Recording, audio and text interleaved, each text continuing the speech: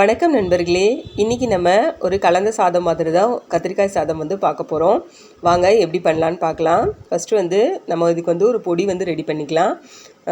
கடாயில் வந்து எண்ணெய் ஊற்றாமல் ஒரு ஸ்பூன் சோம்பு, ஒரு ஸ்பூன் தனியா, கொஞ்சமாக மிளகு, அப்புறம் ஒரு 4-5 பல் பூண்டு, கருவேப்பிலை இதை போட்டு நல்லா ட்ரையாக வந்து நல்லா ரோஸ்ட் பண்ணி எடுத்துக்கோங்க சிம்மில் வச்சு. இதை வந்து நல்லா பவுட்ரு மாதிரி பண்ண வேண்டாம், கொரகொரப்பாக வந்து அரைச்சி எடுத்துகிட்டு வந்துக்கலாம்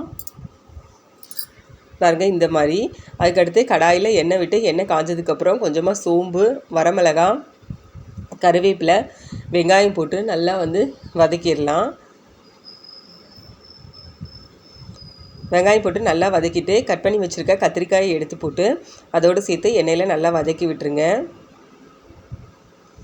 நல்லா வதக்கி விட்டுட்டு இதுக்கு வந்து உப்பு, தேவையான அளவுக்கு உப்பு, மஞ்சள் தூள், அப்புறம் வந்து மிளகாய்த்தூள் போட்டு நல்லா வதக்கி விட்டுருங்க. கத்திரிக்காய் வந்து கொஞ்சம் நல்லா வேகட்டும் இந்த மசாலாலேயும். அதுக்கடுத்து கொஞ்சமாக புளித்தண்ணி ஊற்றிக்கோங்க. புளித்தண்ணி ஊற்றி நல்லா கிளறி விட்டுட்டு நம்ம ஏற்கனவே பொடி பண்ணி வச்சுருந்தோம் இல்லையா, அந்த பொடியையும் இதோட வந்து கலந்துக்கலாம். தேவையான அளவுக்கு அந்த பொடியை கலந்துட்டு நம்ம ஏற்கனவே வடித்து ஆற வச்ச வெள்ளை சாதம் இருக்கு இல்லையா, அதை வந்து இதோட போட்டு நல்லா கலந்து விட்டுருங்க. ஒரு சேர மசாலா எல்லாமே நல்லா வந்து சாதத்தில் இறங்குற மாதிரி நல்லா கலந்து விட்டுட்டு ஒரு 5 நிமிஷம் வந்து மூடி வச்சு எடுத்திங்கன்னா கத்திரிக்காய் சாதம் ரெடி ஆகிடுச்சு.